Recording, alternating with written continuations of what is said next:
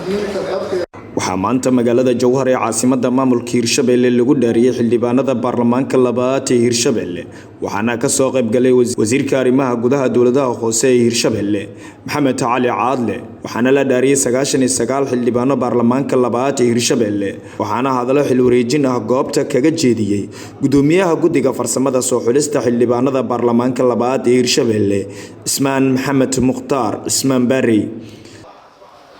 inaan xafladda dhaarinta aan galno anagoo ka duuleyno jadwalkeeni run ahaantii waxa xusid mudan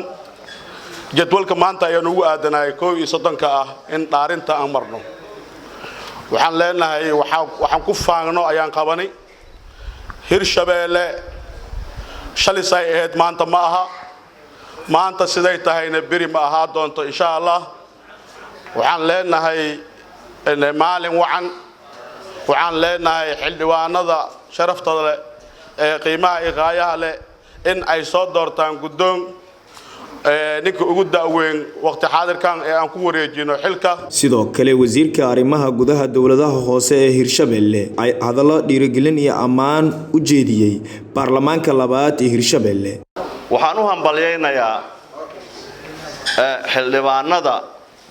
ilaahay nasiibka uga dhigay in ay soo baxaan maanta halkaan lagu dhaariyay marka uu horeysa waa u hambalyeynaya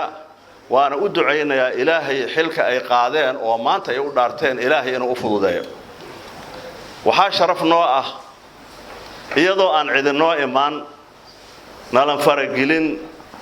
hal qof oo kor joogta oo san noo imaan in Hirshabelle inta istaagtay iyadoo waxeeda ay dhisatay iyadoo aan ma aragtay cid hadda dul taagan aysan jirin waxa way aad iyo aad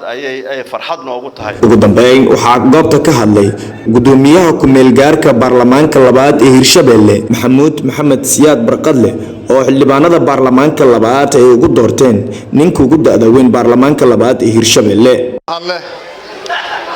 wixii wada hadalay qodba waa noo dabeeyaan laakiin sharciyan waxa ah inaan iraaho waa aqbalay kadibna aan fadhiisto kadibna wixii shaqaan qabto waana maasantii Yusuf Abubakar Ibrahim 5 Somali TV magaalada Jowhar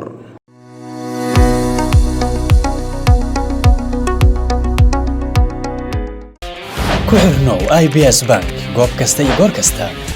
adigoo isticmaalaya IBS Mobile Banking degso application-ka oo isticmaal adeega IBS Mobile Banking si aad u isticmaasho application-ka fadlan kala soo deg Google Play ama App Store-ka ku qoro IBS Mobile Banking kadibna guji install si aad ula soo degto app-ka haddaba ka isticmaal teleefankaaga adeegyada IBS Bank